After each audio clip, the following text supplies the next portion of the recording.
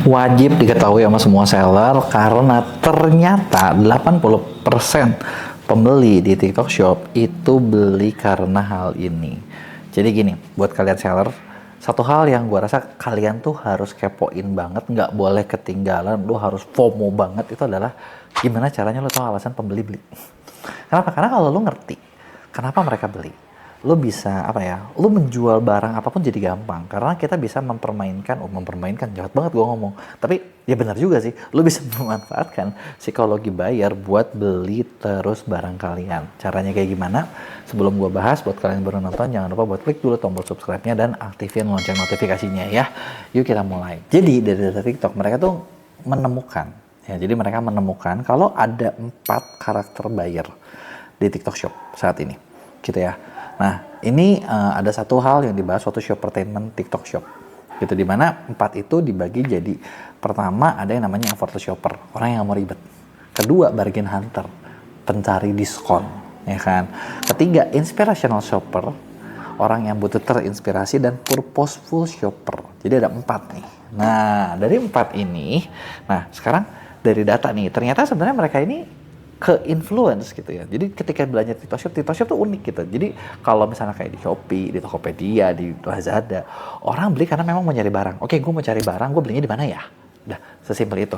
Tapi kalau misalnya di TikTok Shop, mereka tuh beli bukan gara-gara memang mau beli gitu loh. Karena memang dasarnya orang nggak buka TikTok buat belanja, orang buka TikTok buat cari hiburan, orang buka TikTok buat nonton, orang buat apa, dan 80% dari mereka impulsif. Sesimpel gini, purposeful shopper itu adalah mereka yang ketika belanja mereka memikirkan dan ketika mereka lihat itu mereka ngelihat ada beberapa poin. Jadi mereka mencari brand yang komitmen terhadap environmental, susah kan ngomongnya, environmental stewardship. Wow, apaan tuh?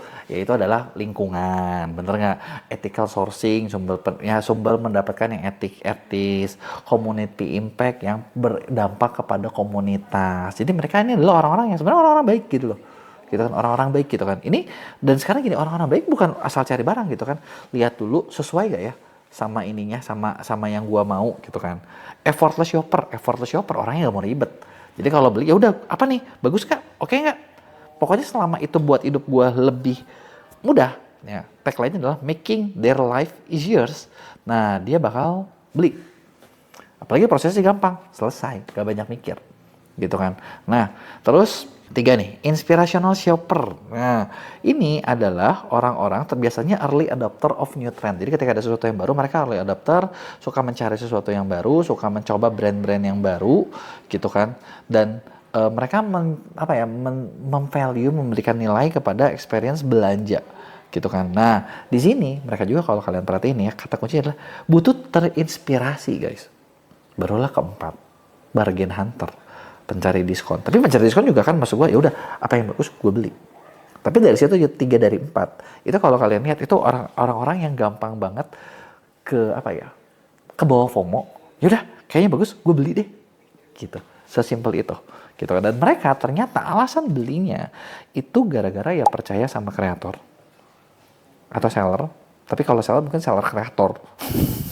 Karena mereka butuh di-influence, mereka butuh ngelihat konten yang relate, mereka kepengaruh sama social proof, komentar positif, gitu kan, dan ada hal-hal yang bikin mereka bisa gampang buat karir mereka. Satu, misalnya kalian bisa manfaatin FOMO, ya kan, nggak mau ketinggalan tren, mereka pengen cepat-cepatan, ya udah langsung beli.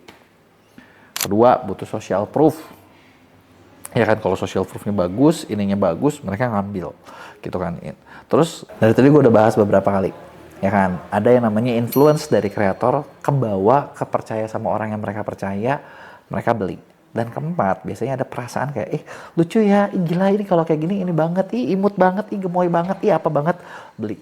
Gitu. Itu adalah beberapa hal yang bisa bikin kalian bisa mempengaruhi orang-orang tersebut. Nah, terus gimana bikin kontennya? Kan itu pertanyaannya, bener nggak? Sebenarnya dari 4 karakter ini, gue bakal jelasin gimana cara bikin konten yang biasanya dilihat sama target market masing-masing. Nah, tapi sebelumnya, basicnya adalah gini. 1, lu nggak mungkin butuh konten yang sedikit. Jadi perlu konten yang banyak. Banyak itu gimana? Massive. Massive itu segimana? Gue pernah ngobrol sama orang TikTok, dan ternyata ada satu temuan. Produk-produk viral, produk-produk yang rame, produk-produk yang penjualannya tinggi, ternyata per 1 SKU, mereka bisa punya 10.000 video minimal. Tapi wajar. Sekarang gini, kan gua dapat info ini sebenarnya kayak udah dari beberapa bulan ke belakang. Gua nggak pernah bahas karena menurut gue juga nggak make sense. Tapi terakhir gue mengolah data dari klien-klien di MEA. Kita ngolah datanya, kita kerjain datanya, ada yang videonya kita kerjain, ada juga yang affiliate kita kerjain, dan whatever kita olah data, dan ternyata data ini valid guys. Data ini valid. Gue tau dari mana? Ketika gue bikin data analisa buat semua klien di MEA, dan kita mulai bergerak kerjanya dengan itu, memperbaiki service buat bikin omset itu kliennya lebih tinggi. Kita nemu kalau klien-klien yang produknya laku-laku, biasanya gini, yang gue ketemu adalah di MEA adalah satu toko cuma punya 1-2 produk yang laku banget. Satu toko 1-2 produk laku banget, sisanya biasa aja. Nah, mereka ternyata begitu dilihat, mereka ini satu SKU-nya itu benar-benar ya bisa ribuan videonya. Dan tapi gini, karena satu toko cuma satu banget, mereka biasanya cuma kuat buat ngangkat satu SKU doang.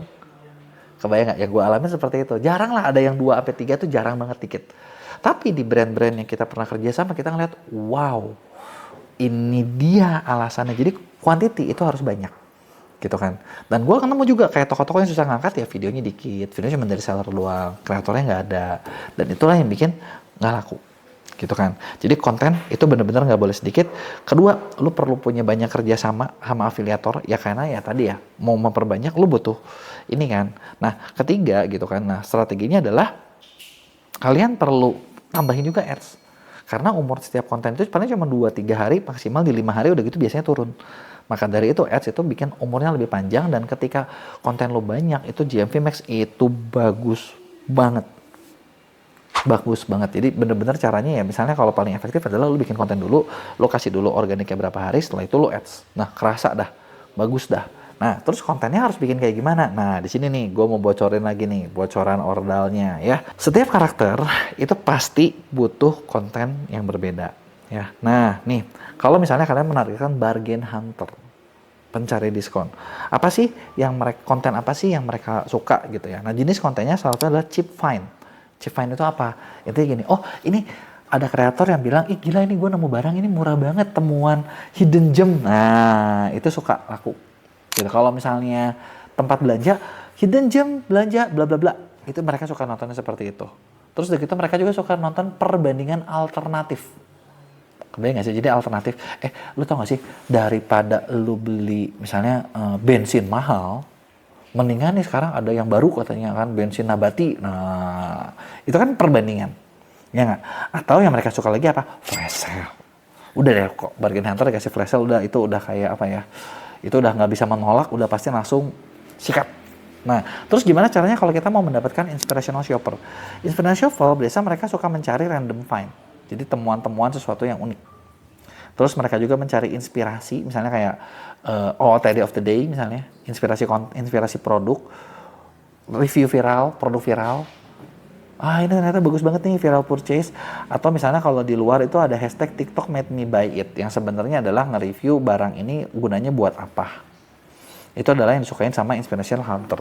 Terus gimana kalau sama effortless shopper? Effortless shopper itu biasa mereka suka nonton yang namanya shopping hack, kemudian TikTok live. Wah itu udah nggak pakai ribet ya, karena kalau TikTok live itu kan langsung nanya langsung beli. Terus time saving tips buat menghemat waktu, tips buat mendapatkan ini, tips buat begini. Jadi konten-konten edukasi dimakan sama effortless shopper dan dihajar. Yang udah pasti udah gitu kontennya semua wajib ada produk link, ya kan, biar langsung bisa beli saat itu juga. Nah terus gimana dengan purposeful shopper? Purposeful shopper mereka biasanya suka nonton yang namanya green shopping. Kategori konten yang green shopping itu adalah ya sebenarnya konten biasa juga, tapi maksudnya ngebahas kalau ini tuh efeknya go greennya bagus loh gitu loh. Produk review yang aman gitu kan, cerita tentang brandnya seperti apa setelah ketemu gitu kan, behind the scene-nya seperti apa, itu adalah disukai sama purposeful shopper. Jadi itu adalah beberapa tipe konten yang perlu lo bikin. Terus kalau misalnya lu tanya gue harus bikin mana, ini kan banyak. Ingat nggak tadi gue bilang di awal, produk harus massive videonya, ya kan. Kalau gue jadi lu, yang bakal gue lakuin, gue bakal bikin langsung ribuan konten ya udah semuanya gue makan, ya kan gue pengen dapat semuanya. Terus kalian mungkin ketika gini, kok kalau gitu repot banget, mahal banget. Tenang, gue di MEA, kita baru bikin satu produk nih, mungkin baru mau di launching dan nggak banyak ya, maksudnya kita mau testing gitu, harganya murah banget. Harganya murah banget, jadi kita lagi kerjasama dengan banyak kreator, dan dimana produk ini bener-bener bikin SKU kalian, satu SKU itu bisa punya sampai 500 video dalam waktu singkat. Dan lu mungkin perlu siapin sampel sebagian. Jadi kalau di sini kita udah kerjasama dengan cukup banyak kreator yang mau ngontenin banyak. Jadi ya kalian kerjasama sama kita, lu bisa klik link di deskripsi gua, ngobrol sama tim sales gua, ada namanya paket banjir konten. Jadi di banjir konten ini adalah kita kerjasama sama kreator. Jadi kita udah cari nih kreatornya mana aja yang mau, gitu kan. Jadi kayak lu bisa produksi konten dalam jumlah yang banyak dan cepat. Jadi dengan banyak dan cepat ya ujung-ujungnya apa? Lebih gampang kan buat ngejual produk yang misalnya kalian mau jualnya. Gitu ya. Jadi itu dia tadi, kalau misalnya ada yang mau lo tanyain, kasih tahu gue di komen, jangan lupa buat like dan share. Gimana sih caranya dapetin duit dari kalangan Gen Z? Lo tau gak sih, gue pernah dibilangin gini, siapa yang nguasain masa anak muda itu bakal menang di masa depan. Gue nggak tahu pernah dengar apa enggak istilah ini, tapi maksudnya gue pernah diajarin seperti itu. Jadi kayak kalau lo mau laku, bisnis lo mau bagus, bisnis lo mau long term, jangan fokus sama generasi tua. Emang generasi tua punya duit? Iya, tapi salah satu yang lo bisa taklukkan adalah generasi mudanya. Kenapa generasi muda perlu ditaklukkan? Ya fair ngomong, sekarang kalau yang tua beli ya udah. Tapi kan di Indonesia ya, mungkin di luar negeri beda sih. Di Indonesia kan paling banyak anak muda, bener gak? Nah, sekarang gini, gimana cara kita jual ke anak muda kita? Anak muda sekarang adalah Gen Z, bener nggak? Nah, gimana sih caranya dapetin duitnya Gen Z? Banyak yang bilang Gen Z ini pelit, bukan pelit sih, masih kere kali ya. Masih kere kali ya. Jadi susah nih dijualinnya, cuman bisa yang murah-murah, bener nggak? Tapi kalau gue lihat enggak juga, ternyata ada juga barang-barang yang mahal juga dibeli sama Gen Z, gitu kan. Bahkan barang-barang nggak masuk akal yang kalau buat generasi di atasnya kayak, hah, gila banget nih, ini orang ngapain sih kalau yang gitu dibeli, tapi itu fakta. Terus gimana cara jualnya? Nah, buat kalian yang jualan ke Gen Z, lo wajib tonton video ini sampai habis, karena gue bakal spill gimana caranya dapetin penjualan dari mereka. Tapi sebelum kita mulai, buat kalian yang baru nonton, jangan lupa buat klik dulu tombol subscribe-nya dan aktifin lonceng notifikasinya ya. Yuk kita mulai. Jadi gini, sebelum kita bahas, kita harus tahu fakta Gen Z itu siapa dulu nih. Karena kalau lu nggak tahu Gen Z itu siapa juga lu bingung kan. Kita lagi ngomongin apa sih? Gitu kan, ngomongin anak muda ya iya, tapi siapa gitu kan. Nah, Gen Z kalau secara datanya katanya itu lahir tahun 97 sampai 2012. Gitu ya. Jadi segitu nih, nggak tahu nih benar apa salah nih, kasih tau gue di komen ya, atau lu punya data yang berbeda. Yang gue cari begitu. Berarti sekarang saat ini lo umurnya 13 sampai 28 tahun. Paling aktifnya itu mereka di TikTok, Instagram, dan Marketplace.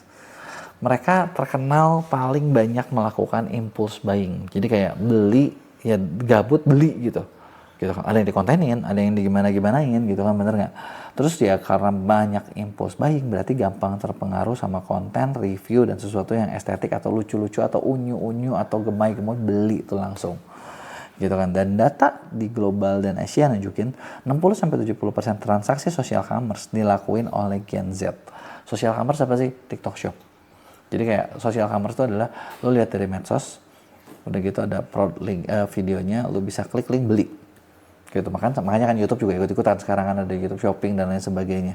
Konten pendek lihat 10 detik beli. Nah, ternyata dari data ini juga katanya Gen Z tuh nggak loyal sama brand, mereka loyalnya sama experience. Jadi mereka nggak, maksudnya gini loh, kalau kayak yang generasi lebih tua ya, mungkin kan banyak yang kalau barang itu, tas itu harus LV misalnya ya kan, belt harus Hermes gitu kan. Nah, mereka tuh nggak segitunya nggak loyal, tapi mereka loyalnya ke experience. Jadi kalau kalian nggak bisa bikin pengalaman belanja yang nyambung, mereka pindah dan dalam waktunya sangat cepat. Dan yang dibeli adalah identitas, bukan barang. Gitu. Jadi Gen Z belinya estetik, vibe, lifestyle, personal expression. Nah, apa yang harus dirubah kalau misalnya kita mau jual ke Gen Z? Satu, packing itu harus estetik. Ini bukan lagi bonus, tapi ini syarat. Karena ternyata Gen Z ini sangat visual, jadi kalau packagingnya jelek, mereka langsung skip. Jadi kan sayang banget ya kalau kayak gitu. Yang harus dirubah apa? Mungkin ya dari warnanya. Lu lihat ya, apakah warnanya perlu warna yang lembut, apa warna minimalis, apa warnanya yang ngejreng-ngejreng sekalian, gitu kan. Tone-nya yang konsisten, pengalaman unboxing gitu kan. Nah, pengalaman unboxing ini juga sesuatu yang penting gitu kan. Dan elemen fotogenik yang bisa mereka share. Meskipun ya, gue nggak ngerti ya, ini kan kalau di Gen Z, kalau di gue bukan Gen Z, gue ngerasa gini, kayak gue dapet hadiah nih, misalnya dari platform, dari mana gitu kan, atau dari manapun lah, dari klien, kan suka banyak yang ngasih boxnya tuh yang keras-keras gitu kan, ya boxnya bagus-bagus sih, cuma kadang gue sendiri kayak ngerasa kayak, ini ngapain sih barang gede-gede, gue sampai rumah juga gue buang gitu kan. Gue nggak tahu kalian karakternya sama gue apa enggak, tapi ternyata mereka sukanya begitu gitu kan, dikumpulin tuh kotak-kotak gitu kan, kotak-kotak sepatu gitu, yang kalau kata gue ini menuhin aja anjir barang. Tapi ya sudahlah. Jadi fun fact adalah satu brand bisa menang kalau estetik. Kedua, harga itu bukan faktor utamanya buat Gen Z, tapi value adalah segalanya. Maksudnya gimana? Gen Z tuh nggak masalah bayar mahal, asal apa nih? Kualitasnya bagus, vibe-nya cocok, packagingnya oke, brand value. Nah ini yang banyak seller terutama di UMKM lu kagak punya. Maksudnya gue apa brand value? Sekarang gini deh, banyak nih gue sering ketemu kayak, gue udah bikin brand kok, udah 5 tahun, udah 10 tahun. Pertanyaan gue, oke, lu udah punya brand 5 tahun, 10 tahun.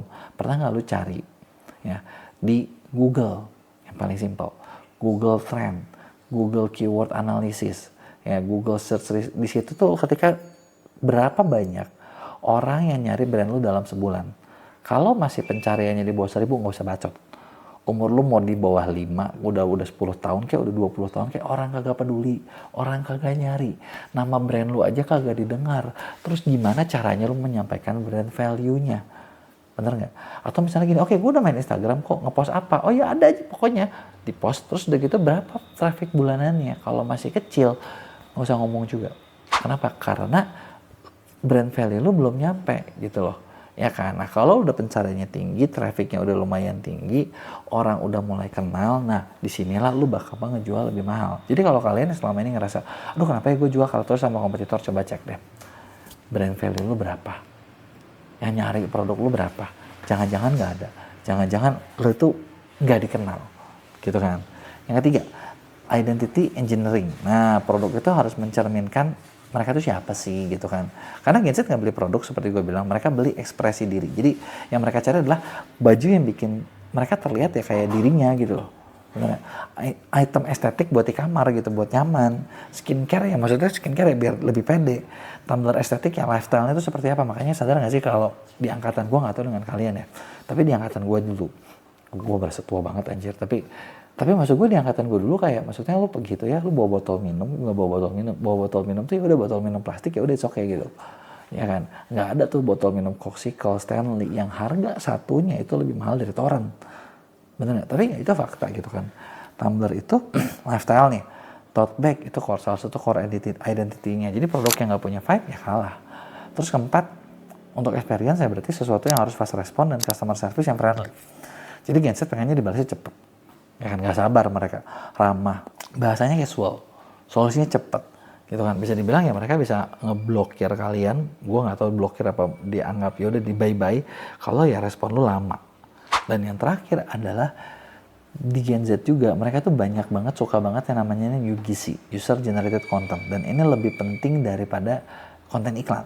Kenapa? Karena kalau misalnya iklan, itu mereka tahu, oh ini gue lagi diiklanin nih, udah bagus banget nih.